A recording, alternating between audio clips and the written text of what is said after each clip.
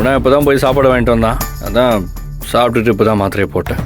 ஏ உங்க வீட்டில் சமைக்க வேற யாரும் இல்லையா? உங்களுக்கு தெரியாதாங்க, எனக்கு அம்மாவும் இல்லை அப்பாவும் இல்லை. கமல் சார் மைக்கேல் மதுரா காமராஜன் படத்தில் சொல்லுவார்ல, அது மாதிரி நான் ஒரு ரிச் அனாதைங்க. என்ன அஸ்வின் இப்படியெல்லாம் பேசுறீங்க? உண்மையை தானேங்க சொல்கிறேன். சரி, என் நம்பர் எப்படிங்க தெரியும் உங்களுக்கு? அது அண்ணி மொபைல்ல இருந்து அவங்களுக்கு தெரியாம எடுத்துட்டேன். பார்த்துங்க, உங்கள் அன்னைக்கு தெரிஞ்சிச்சுன்னா பெரிய பிரச்சனையாயிடும். எந்த பிரச்சனை ஆனாலும் பரவாயில்ல, உங்ககிட்ட பேசக்கூடாதுன்னு யார் சொன்னாலும் நான் கேட்க மாட்டேன். ஏங்க, ஏற்கனவே என்னாலதான் உங்க வீட்டுல பிரச்சனை வருதுன்னு எல்லாரும் சொல்லிட்டு இருக்காங்க. அஸ்வின், நீங்க மட்டும் இல்லனா என் முகத்தையும் என் வாழ்க்கையும் நான் இழந்திருப்பேன். நீங்க எனக்கு செஞ்சிருக்கிற உதவி ரொம்ப பெருசு. என் வாழ்க்கை ஃபுல்லா நான் உங்களுக்கு தேங்க்ஸ் சொன்னாலும் பத்தவே பத்தாது. Thank you so much Ashwin. என்ன போன் டான்ஸ் ஆடுது? பச்சி சிக்கிருச்சு.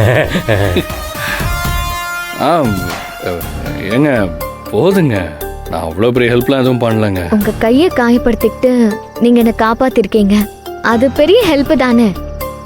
அதோட இன்னொரு ஹெல்ப்பும் பண்ணுங்க. என்னது? இந்த நீங்க வாங்க போங்கெல்லாம் வேணாம், நீ வா போனே சொல்லுங்க.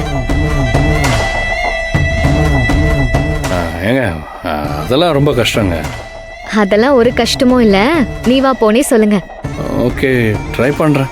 சரி, சீக்கிரம் தூங்குங்க. ரொம்ப பெயினா இருந்தா நாளைக்கு ஒரு வாட்டி ஹாஸ்பிடல் போயிட்டு வந்துங்க அஸ்வின், ப்ளீஸ். நீங்க சொன்னா என்னது? நீ நீ நீ சொன்னா முடியாதுன்னு சொல்ல முடியுமா? வலி இருந்தா நான் ஹாஸ்பிடல் போறேன். Okay, good night Ashwin. Good night.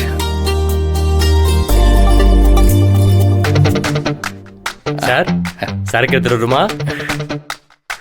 வலி போயிடுச்சு, வலியே தெரியல. வேற லெவல் ஃபீலா இருக்கே இது.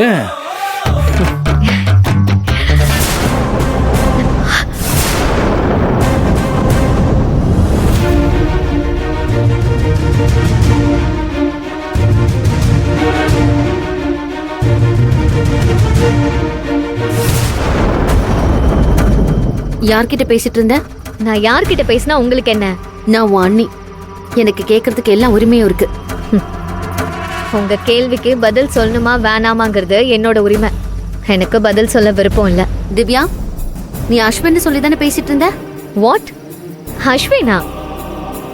என்ன, நான் பேசுறத ஒட்டு கேட்டீங்களா? நீ ஓப்பனா தானே இங்க பேசிட்டு இருந்த, நான் ஒட்டு கேட்கணும்னு அவசியமே இல்லையே. நான் ஓப்பனா தான் பேசினேன். அப்போ தப்பான போன் பேச மாட்டேன்ல. நீ தப்பா எல்லாம் போன் பேசுனேன்னு நான் சொல்லல, அஸ்வின் சொல்லி நீ பேசின, அதனாலதான் கேக்குறேன். நான் அஸ்வின்னு பேசலையே, அஸ்வினின்னு தானே பேசுனேன். சரி, போனை கூட நான் பாக்குறேன். என்னது? போனை கொடுக்கணுமா? அண்ணி, இந்த மாதிரி ட்ரீட் பண்ற வேலையெல்லாம் உங்க தங்கச்சியோட நிறுத்திக்கோங்க. ஏன் பிரைவசில தலையிட நீங்க யாரு? உன் மேல தப்பு இல்லைன்னா போனை கொடுக்க வேண்டியது தானே, அப்ப தெரியும் நீ யாரு நான் யாருன்னு. இங்க பாருங்க, தப்பு தப்பு இல்லைன்னு பேசுறதுக்கெல்லாம் இங்க ஒண்ணுமே இல்ல. ஏன் பர்சனல்ல நீங்க மூக்க நுழைக்காதீங்க. உங்க லிமிட்டை தாண்டாம இருங்க போதும். திவ்யா, என்னாச்சு? ஏன் சத்தம் போட்டுட்டு இருக்க?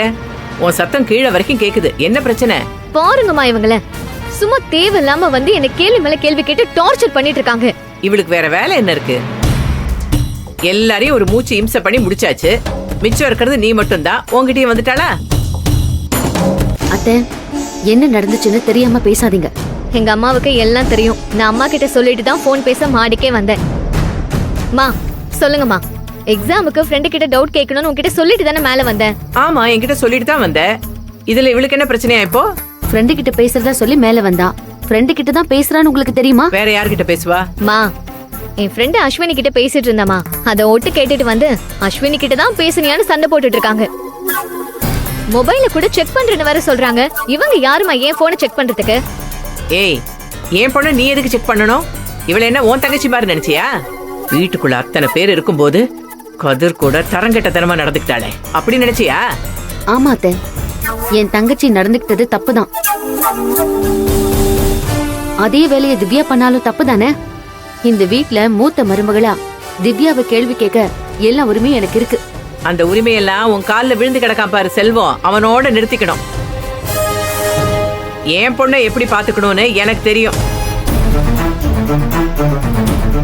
இப்படிதான் கதிர் விஷயத்துல தலையிட்டு அவன் வாழ்க்கையே நாசம் பண்ணிட்டேன். இப்ப திவ்யா பக்கத்துல வந்த நான் கொலைகாரி ஆயிடுவேன் சொல்லிட்டேன். வந்துட்டா பெரிய நியாயவாதி மாதிரி. கூட பிறந்தவளை அடக்கி வைக்க துப்பு இல்ல, இதுல வந்து ஏன் பொண்ணு அதிகாரம் பண்றியா?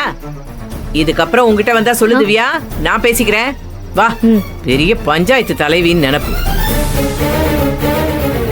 என்ன மகா, அம்மா ஏன் சத்தம் போட்டு போறாங்க? திவ்யா போன்ல பேசிட்டு இருந்தாங்க. Okay, good night Ashwin. உன் சத்தம் கீழே வரைக்கும் கேக்குது. நான் வர்றது கூட தெரியாம ரொம்ப நேரமா அஸ்வின் கிட்ட பேசிட்டு இருந்தா. ஒருவேளை ஃப்ரெண்டு கிட்ட தான் பேசுறாளோன்னு யோசிச்சேன். ஆனா அஸ்வின் அஸ்வின் அவ்வளோ தடவை சொன்னா. எனக்கு நல்லாவே தெரியுங்க. நான் கிளியரா கேட்டேன். திவ்யா அஸ்வின்னு பேரை சொல்லி பேசினா. இப்ப கேட்ட மாத்தி அஸ்வினின்னு சொல்றா. மகா, அஸ்வின் நம்ம குடும்பத்துக்கு என்னென்ன துரோகம் பண்ணிருக்கான்னு திவ்யாக்கு நல்லாவே தெரியும். அப்பாவை அடிச்சிருக்கான், கார்மெண்ட்ஸ்ல பிரச்சனை பண்ணிருக்கான், கதிர் வாழ்க்கைய வீணாக்க பாத்திருக்கான். இவ்ளோ தெரிஞ்சும் திவ்யா அஸ்வின்ட்ட பேசுவான்னு நீ நினைக்கிறியா? அவ என்ன விவரம் தெரியாத சின்ன குழந்தையா? இல்லங்க, அவ பேசினத நான் கேட்டேன். இங்க பாரு மகா, இந்த குடும்பத்துக்கு எதுவும் ஆயிடக்கூடாதுங்கிற எண்ணம் உன் மண்டையில ஓடிக்கிட்டே இருக்கு.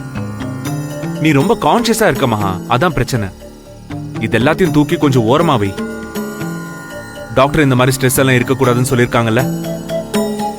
நீ இப்படி தேவையில்லாத டென்ஷன்லாம் தலையில ஏத்திக்கிட்டா நாம எப்படி சவால்ல ஜெயிக்கிறது?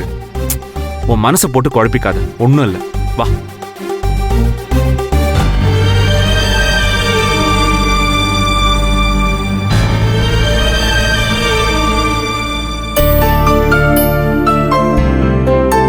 ஐயோ, மணி 3:30 ஆயிடுச்சா? இவர் வேற எழுப்பணுமே. தூங்கும் போது மட்டும் ஒண்ணும் தெரியாத குழந்தை மாதிரி முகத்தை வச்சுக்கிட்டு பாவமா தூங்க வேண்டியது. நான் நிஜமாவே பாவம் தான் மகா. முழிச்சுக்கிட்டே தூங்குற மாதிரி ஏமாத்துறீங்களா? எந்திரிங்க. நான் பாவமா பாவம்.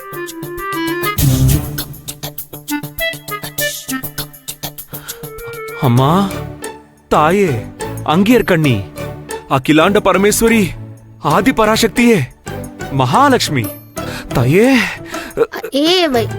என்ன பண்ணிட்டு இருக்கீங்க? சீக்கிரம் எந்திரிச்சு போய் குளிங்க. கோவில் கும்பாபிஷேகத்துக்கு போகணும்ல.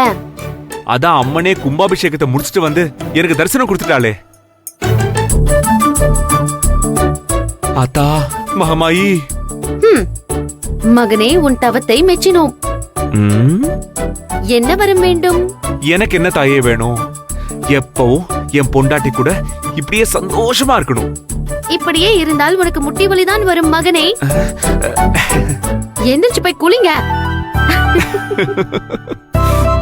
சரி, கிளம்புங்க. போய் குளிச்சிட்டு ரெடி ஆகுங்க.